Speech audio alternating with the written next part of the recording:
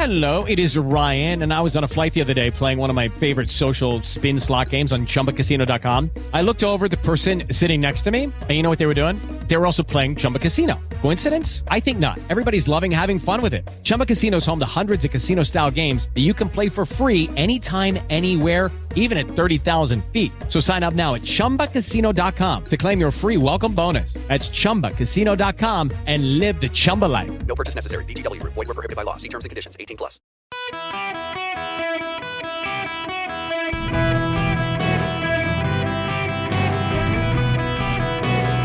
Welcome to the Eric Erickson Show podcast, Hour 2. Hello, America. Welcome. It's Eric Erickson here. The phone number, if you want to be on the program, 877-973-7425. You can text Eric, E-R-I-C-K, to 33777. Get all the links. Follow me on social media, Instagram, Twitter, YouTube, Facebook. Get the links to the podcast, the show notes, the live stream, all of that. I'm shaking up the show. I'll get to math being racist in a minute. But I want to talk about something else first. Mental health. Not my mental health, not your mental health, the mental health of progressives. Let me read you some headlines. This is from The Atlantic. Is Tennessee a democracy? What happens when a Republican supermajority gained control and wasn't satisfied? It's also from The Atlantic. Georgia's experiment in human sacrifice. The state is about to find out how many people need to lose their lives to shore up the economy. This is also from The Atlantic. How did America's weirdest, most freedom-obsessed state fall for an authoritarian governor? Now, ironically, this is also from The Atlantic. Reading too much political news is bad for your well-being. Now I'm going to go over to the Drudge Report. And we have headline after headline about the extreme heat. Let me play for you this audio of Bill Weir. He is the environmental reporter. He's actually a propagandist on CNN. Listen to this. Let's bring in now CNN chief climate correspondent Bill Weir. Bill, let's pick off right there where Derek Van Dam left off. Are we here now? Is this what it feels like to be at the onset of climate change? I'm afraid to say that seems to be the case. It's not that the planet is going to refreeze anytime soon. A lot of this is baked in after a century of industrialization now. And right now, scientists estimate that every second of every day, our planet absorbs as much heat as 10 Hiroshima-sized atomic bombs. The oceans have held most of that in our lifetimes. Right now, about 90% of that, so you don't notice it as much. But now we're seeing these heat blobs all around the world, the ones we just talked about in the southwest there, which have been holding for weeks, almost 40 days, with these major warnings as well. And the superlatives, you talk to scientists who spend their lives looking at these numbers and seeing records broken by maybe a half a degree, seeing ocean temperatures broken by 5 degrees, are just gobsmacked by it. Bonkers are some of the quotes they've said. That's the 38 days. 1,500 record high temperatures set just in the United States in the last couple of days. Over 3,500 globally, and about 80 million under heat alerts in 14 states right now. Now, let me play you Michael Beschloss from MSNBC this morning. Right. And you've got the front runner of the Republican Party, Donald Trump, the number 2 candidate by polls, Ron DeSantis or DeSantis or whatever it is. They're both fascists. They both want authoritarianism in America. And the thing I can't understand, maybe you can all enlighten me, why did Donald Trump make an effort to announce this last couple of days? He wants to make people afraid. He wants people to think that authoritarianism and Trump are inevitable and bow to him and make it much easier for him to walk in 16 months. Now, separately, let me play for you an abortion expert upset about the Dobbs decision. Right now, there are Missourians who need abortions who are being forced to carry pregnancies to term against their will, against their health, their mental health, their life circumstances, their income. And with our state seeing some of the highest rates of maternal and birthing parent mortality, especially in Black and brown communities, this makes it a crisis. See, not only do Missourians face high numbers of violence, but this current legal battle over FDA's approval for mifepristone only furthers the devastation Missourians already face. They have some of the most severe barriers, including Texans, in this entire country. Let me go back and highlight one particular issue that this woman said, because I want to make sure you heard it. And with our state seeing some of the highest rates of maternal and birthing parent mortality. Maternal and birthing parent mortality. She's crying about it. Now I want to play for you Rachel Levine. He is the Assistant Secretary of Health and Human Services. He thinks he is a woman. Listen to him. What would you say to folks who think that they're being reasonable by saying, why can't children just wait till they're 18? Adolescence is hard and puberty is hard. What if you're going through the wrong puberty? What if you inside feel that you are female, but now you're going through a male puberty? That's scientific crap. That's not true. I know there are people with mental health problems who believe that they're in the wrong body, but that's a mental health issue. There's no such thing as the wrong puberty. You go through the puberty of your body. And you as a boy may think you are a girl, but that's a mental health issue separate from puberty in your body. To have the Assistant Secretary of Health and Human Services, who himself suffers mental illness, be placed in leadership to prognosticate and pontificate on these issues is insane. Progressivism is increasingly a full-on mental health crisis in this country. They are scared the world is going to end tomorrow.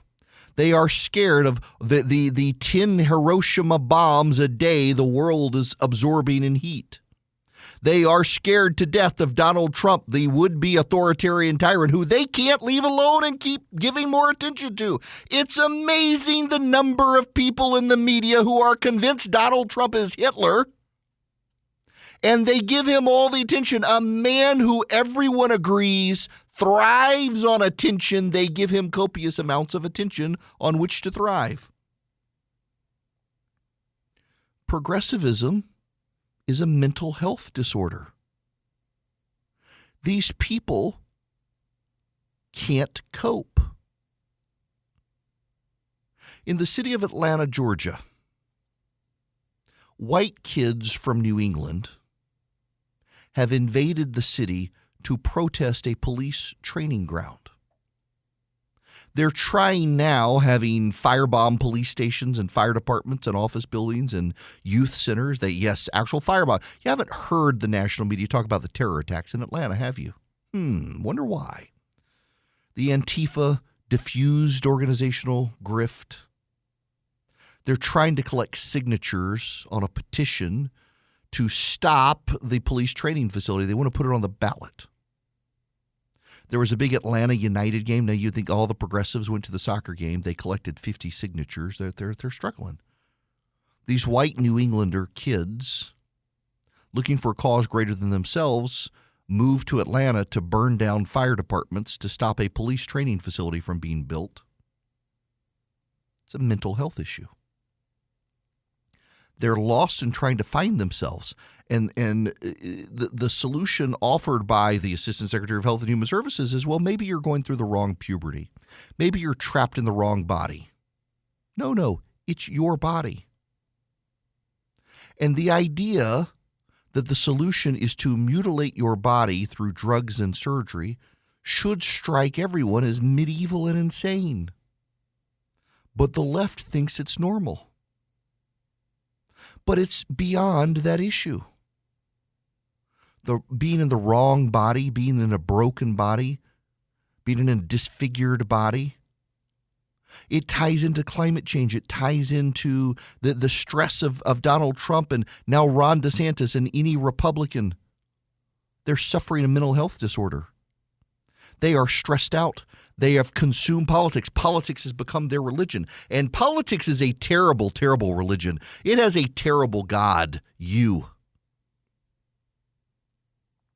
The God of politics is not a God worth worshiping. And that's what they're doing. They've woven their politics into everything. Their politics shapes their view of the climate. Their politics shapes their view of sexuality. Their politics shapes their view of math. Their politics shapes their view of politicians. Their politics shapes their view of how to run government. Their politics shapes their view of what to eat.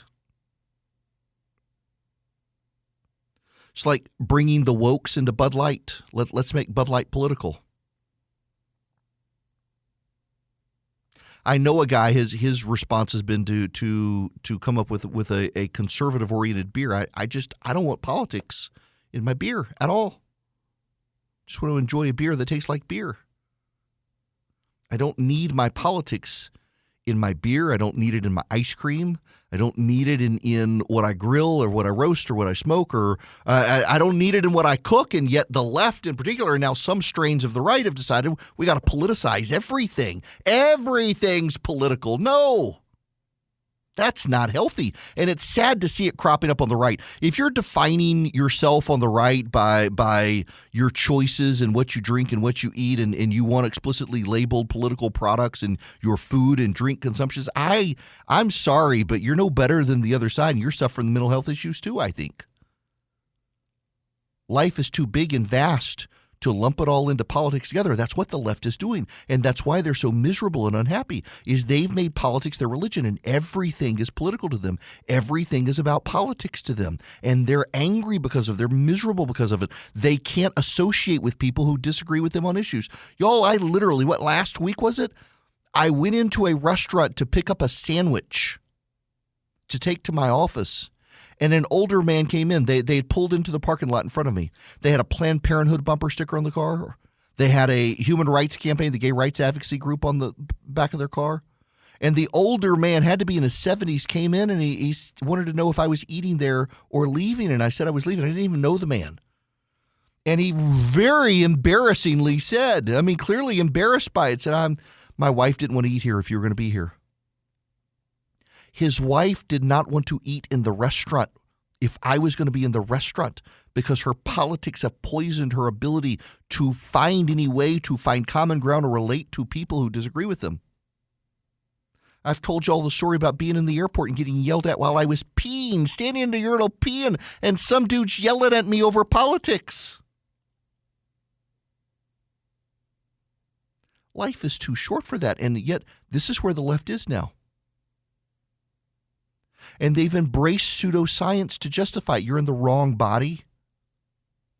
You've got the wrong puberty. They elevate these people to positions of leadership. You got that crazy deviant dude from the Department of Energy that wears dresses and puts on lipstick and high heels and steals women's luggage. Turns out he was going to some sort of classified meeting when he was stealing women's luggage. They fired the dude. He's probably going to jail. They put another deviant in charge in some leadership position. They're putting people suffering mental illness in charge of leadership in the Biden White House, and they don't think anything of it. Their politics have broken them where they can define mental illness as just someone's normal choice, put them in positions of leadership to corrode and corrupt other people's lives, and then they want to know, why is everybody so miserable? Why are suicide rates so high? Particularly among young liberals. They live in despair. They hate their lives. They find no purpose. They find no meaning. They think they're all going to die. The world is going to burn. They have Bill Weir on CNN confirming for them they're all going to burn. And they're miserable people. Progressivism is probably the greatest mental health threat of the 21st century. These people think that Trump supporters are in a cult. They themselves need to be deprogrammed from progressivism. It's making their lives miserable, and their suicide rate is increasing. And their mental health struggles, they're just defining them away, and it's not really mental health to them. It's just a lifestyle decision. Wrong puberty, That's an assistant secretary of Health and Human Services saying wrong puberty, wrong body. That's not science. That's quackery. Greetings. Welcome. It is Eric Erickson here. So what's so interesting about this Rachel Levine stuff as well, that wrong puberty, wrong body, and wrong puberty stuff is we've gone very quickly from I was born this way to actually, I was born in the wrong body, got to have some surgery and fix it. That it just seems, the trans movement really does seem incompatible with the L, the G, and the B. You get from the L, the G, and the B of I was born this way to the T of no, actually, I got to have some surgery and take some medicines because actually I wasn't born this way. It seems very incompatible. There is this growing movement of gays and lesbians who actually want to put distance between themselves and the trans movement because, for example, if you're a gay man and you are sexually attracted to another man, you say, I'm gay, but in the trans community it says, well, actually, maybe you're actually a woman. And so what the trans community does is they take for lack of better phrasing, the heteronormative way of things, that boys are attracted to girls, and they look at the gay man who's attracted to a man and say, actually, maybe you're actually trans and you need to take estrogen and transition to become a woman since you're attracted to a man. It's just cuckoo for Cocoa Puffs. That's it. It's just crazy. And then also you can be born in the wrong body, but we're all born good. Again, now I'm in my 40s. Can say this, I have just come through life experience to believe that the Christian faith is the only thing that reconciles all of this madness together. It's the only worldview that explains all of this. We live in a fallen world, and we're all sinners, and sin's corrupted everything. That's it. That's my sermon for the day. All right, we got to move on to other stuff, but first I got to tell you about Americans for Prosperity. They're putting real points on the board in the fight for limited government, free markets, and free people, and they want you on their side. They've got 36 state chapters. If you go to americansforprosperity.org/Eric, E-R-I-C-K, you can sign up with them. You can become one of their 4 million activists in the country. They will send you the knowledge, the information, the tools, and help you develop the skills to be a great conservative activist across the country. Learn how to go to your local school board meeting and make a persuasive case for what you want, or your local city council or county commission, your state legislature, or even your members of Congress and your senators, how to show up to them, be informed, more informed than them, and be active for free markets and free people, for limited government. All you do is go to americansforprosperity.org/Eric, americansforprosperity.org/ERICK. Sign up with them. In your community, your state may not have an official organization, but they're growing in your state. You might be able to help them launch their actual state affiliate. If you're in a state that already has one, welcome to the team. They've got a lot of caring, concerned people who care about limited government, free markets, free people, and they want you to be a great activist with all of them. Americansforprosperity.org/ERICK. Sign up with them now. Improve your game as a conservative activist around the country fighting for free markets and free people. Sorry, it's gossip day here. I got my copy of the Georgia Bar Journal, and I got to flip through to the back of the magazine and see who I know who's been disbarred. I know 2 of them. Like, ho.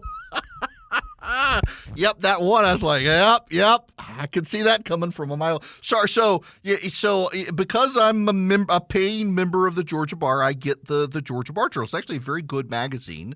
For lawyers in Georgia. Keeps you up to date with stuff, and had a great thing on RICO a while back. But in the back of it, it's like the gossip section. You get to see all the people you went to law school with who've been disciplined by the bar, or the lawyers you practice with, and like 2 of them in there. Look, it's like, yep, I'm not surprised to see that. Oh my gosh, I did have a friend in the last one who was suspended for a while, and it sucked because he's a great dude, and it was a confluence of events that led to it, but he owned up to it. But gosh, anyway, all right, got to move on. That one guy, though, it's like, I could have seen that one coming. I'm surprised he lasted this long. All right. Math is racist, people. It's racist. I don't know if you know that or not, but I've learned this from my woke friends, that math is racism. Before I get there, however, I want to take a phone call. I want to go to Dan. Dan, welcome to the program. Thank you, Eric.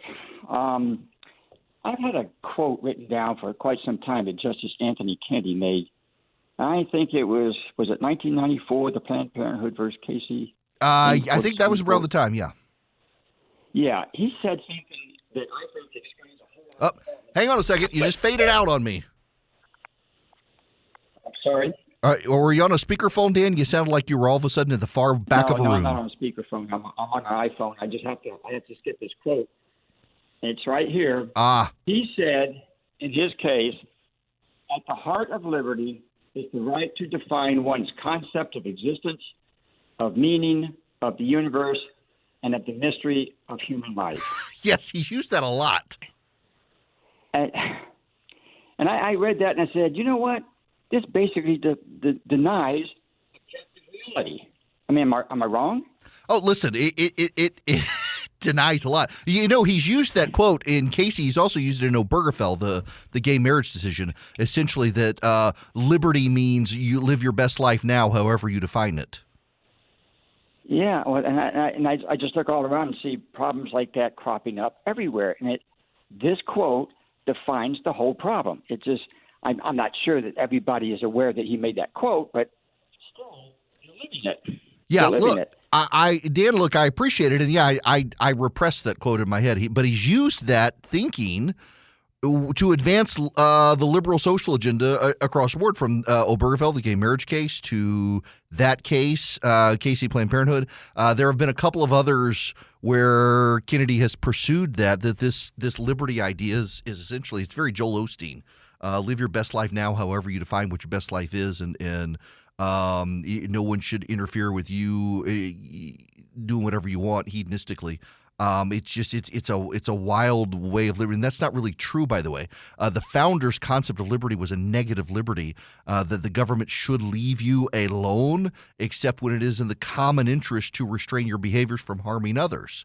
And the conservative argument there is that, well, there is another person, that person in the womb, we should protect that person because life is sacred. And we're having the spillover effect on, you know, my argument on gay marriage was always, you know, I'm an evangelical Christian. I do believe marriage is between a man or a woman, but it's a civil thing for the people to decide. There are plenty of things that this nation does that my faith says shouldn't, but we live in a civil society and you should be allowed to do those things. My concern with Obergefell and gay marriage decision was that the courts did not create marriage. Whether you believe marriage came from God or from people socially, civically, marriage came from the way we organize society as a people. And so the people should be allowed to redefine marriage. The courts shouldn't have the power to redefine marriage. And if your state wants gay marriage and the people in your state said, we want gay marriage, you should be able to have that. And I, Christian right-wing zealot of Georgia, should not be able to deny you gay marriage in your state because you and your state, at the state level, that's where marriage is under the Constitution. Y'all decided otherwise, but the court should not intervene. And I should civilly, as an American citizen, recognize your right to do that. But the courts decided, no, they wanted all the power. You know, it's kind of funny that you've got all this liberal backlash over the Supreme Court exercising so much power for itself these past few years with Roberts and the Roberts Court. And all the courts have been saying is, it's not our power. Now, we can't do this. And like the abortion case, whether you agree with abortion or not, what the Dobbs case said was we can't decide abortion. That's for the states to decide. And the left is outraged that the Supreme Court is giving up power to the states and the people. Or like take the student loan bailout. They're saying, no, the government, the executive isn't that powerful. You got to have Congress involved. Or the free speech issue with 303 Creative, that, well, the government can't force you to use your talents to support a cause you don't care about. The government can't do that. And the left is outraged by the Supreme Court saying the government does not have power. Kennedy liked the government to have power to advance certain missions. Now, it's time to talk about math being racist. I didn't realize this was a thing still. Years ago, let me see if I can find it. This is 2020, I believe it was. the museum, the National Museum of African American History and Culture, produced a guide for whiteness, white dominant culture or whiteness, refers to the ways white people and their traditions, attitudes, and ways of life have been normalized over time and are now considered standard practices in the United States. And since white people still hold most of the institutional power in America, we have internalized some aspects of white culture, including people of color. So this is what the National Museum of African American History and Culture claimed were signs of whiteness. If you believed in rugged individualism, independence and autonomy are highly valued. The individual is the primary unit. You should be self-reliant. That's rugged individualism, and that is white supremacy. The family structure of America is also a sign of white supremacy. A father, a mother, and children, a nuclear family, that's white supremacy. The idea that the husband is the breadwinner and head of household, white supremacy. The wife is the homemaker or subordinate to the husband in the house, that's white supremacy. Children should have their own rooms in the house, that's white supremacy. An emphasis on the scientific method is white supremacy. Objective, rational, linear thinking, cause and effect relationships, quantitative emphasis, that's white supremacy. The view of Western civilization as the dominant narrative of history is white supremacy. So based on Northern European immigrants' experience in the United States, a heavy focus on the British Empire, the primacy of Western and Judeo-Christian traditions, that's white supremacy. The Protestant work ethic is white supremacy. If you believe that hard work can get you success, that's white supremacy. If you believe you should work before you play, that's white supremacy. If you internalize the idea that if you didn't meet your goals, you didn't work hard enough, that's white supremacy. Religion is white supremacy. Christianity is the norm. Anything other than Judeo-Christian tradition is foreign. No tolerance for deviation from a monotheistic God, that's white supremacy. If you believe in status, power, and authority, that wealth is worth, your job is who you are, you should respect authority, that's white supremacy. If you plan for the future, that's white supremacy. If you believe progress is always best and tomorrow will be better than today, that's white supremacy thinking. Time is also white supremacy, following rigid time schedules. Viewing time as a commodity that's precious resource that can be used up, that's white supremacy. Aesthetics is part of white supremacy. Women's beauty is based on Barbie, that's white supremacy. European culture, white supremacy. Man's attractiveness is based on economic status, power, intellect, that's white supremacy. Who knew? Bill Gates, white supremacist. Holidays are white supremacy when they're based on the Christian religion or based on white history and male leaders. So President's Day is white supremacy.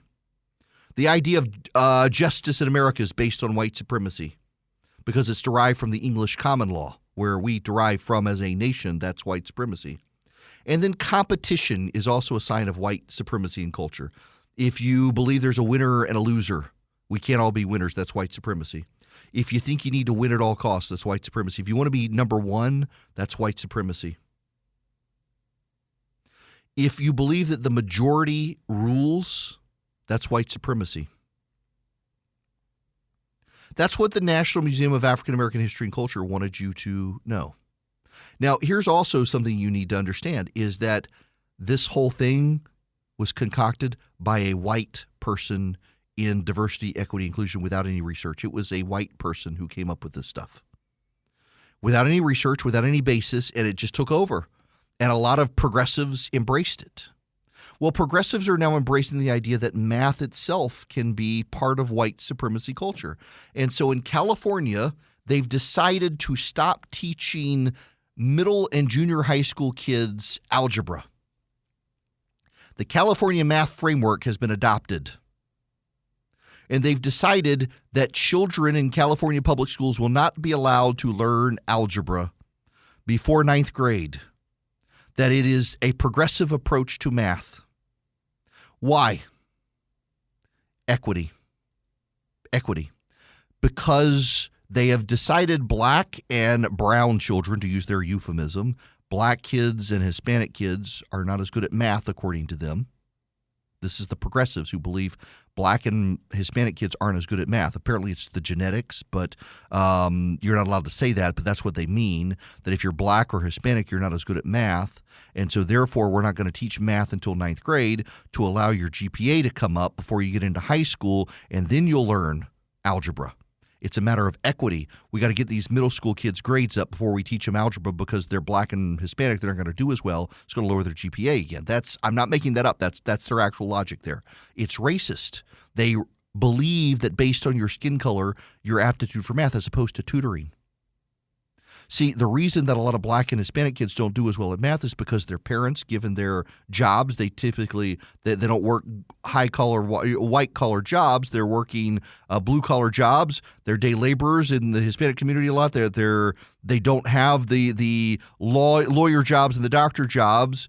They have the manual labor jobs. They don't have time to help the kids with math at night because they're so worn out from what they've done during the day. Their kids fall behind in math, and the solution should be tutoring. Give these kids tutors, and instead we're not going to teach anybody math. We're not going to teach anybody algebra because it would be racist to teach people algebra. Math is racist. Also, the idea that in math you should have to show your work, that now is racist as well. So my kids, when they do their math homework, they're not allowed to just show the final answer. They can't just write down, and the question is 1 + 1 = 2. They can't write that down. They can't just write down 2. They got to write out 1 + 1 = 2. When they get into division and you do long division, you have to write out the whole long division flow of things. You can't just write the final answer. So let's just, because I'm dumb when it comes to math, this is why I went to law school. 2 divided by 10. So, you do the 2, and then you do a little bracket with the 10 under it, and you move over to the 0, and above it you put the 5. You put the 5 times 2 underneath the 10, you put the 10. You do the minus sign, and you put 0. Therefore, there's nothing more to do. That's how you got to write out your answer. Well, you got to show your work. That's showing your work. That's racism, according to the teachers' unions. That's racism. That's where we are. They've decided it's racism. Is that not racist in and of itself, that Black and Hispanic kids are worse at math than white kids, so we're not going to let anybody do algebra until high school? That's racism right there, woven into what they're doing, and progressives have latched onto it. This is insanity, brought to you by the educators in California now and other places. They've decided math is racist, and in the name of equity, we can't teach kids algebra until high school, which is going to mean more white flight from public schools to private schools and homeschooling. It's insane. Everyone should have school choice now. We should just burn down the public school system and give everybody the money and say, y'all go find a school that's actually going to teach your kids instead of denying them the ability to learn algebra in the name of racial equality. Absolutely insane. California's falling apart. Well, you may be falling apart because your house stinks, and I want to save your home. I want to save you. And if you get the Eden Pure Thunderstorm, it'll eliminate bad odors. I was up at a resort where my family likes to stay during Memorial Day week. The cottages all had fireplaces, and so they were running the Eden Pure Thunderstorms to wipe out the smoke odors that might have been in the cottages. I thought they were playing me since I advertised for them, but they really use them. You can too, because they really work to eliminate odors, pet odors, smoke odors, litter box odors, foul odors, noxious odors. They wipe them out. You can get 3 of them upstairs, downstairs, your basement, your RV, your travel bag, wherever you need them. You get 3 of them, less than $200. You go to EdenPureDeals.com, EdenPureDeals.com, and the discount code is ERIC on the front page of the site, EdenPureDeals.com, discount code ERIC, ERICK. Go there now. Get 3 Eden Pure Thunderstorms. You can thank me later. Speaking of teachers' unions and the destruction of the education system, y'all heard that this is Becky Pringle. She is the head of the National Education Association. Listen to this as she closes out the NEA meeting. I can hear Chief Seattle crying out to us, urging us to remember, when you know who you are, when your mission is clear, and you burn with the inner fire of an unbreakable will, no cold can touch your heart. No deluge can dampen your purpose. NEA, you are those stars in the darkness. Your light will not be dimmed. Your purpose will drive you in a righteous fight for freedom because you know who you are. That's right. Yes. Dass ich fleißig gewesen bin, dass ich gearbeitet habe, dass ich mich in diesen Jahren für dich eingesetzt habe, dass ich anständig meine Zeit verwendet habe im Dienste meines Volkes. Gib du jetzt deine Stimme ab. Wenn ja, dann tritt für mich ein, so wie ich für dich eingetreten bin. I mean, that was one heck of a teachers union meeting. I mean, I was impressed. She was fired up, got that crowd fired up with all her left-wing pablum that she was out there. Listen, that other guy, he supported universal preschool education and vegetarianism and healthy physical fitness as well. Just the whipping the crowd into the frenzy there. My goodness gracious, these people. And yet they've ruined schools for so many kids and can't hold themselves accountable. It's everybody else's fault. Hello, it is Ryan, and we could all use an extra bright spot in our day, couldn't we? Just to make up for things like sitting in traffic, doing the dishes, counting your steps, all the mundane stuff. That is why I'm such a big fan of Chumba Casino. Chumba Casino has all your favorite social casino-style games that you can play for free anytime, anywhere with daily bonuses. That should brighten your day a little. Actually, a lot. So sign up now at ChumbaCasino.com. That's ChumbaCasino.com. No purchase necessary. VGW Group. Void where prohibited by law. See terms and conditions. 18+.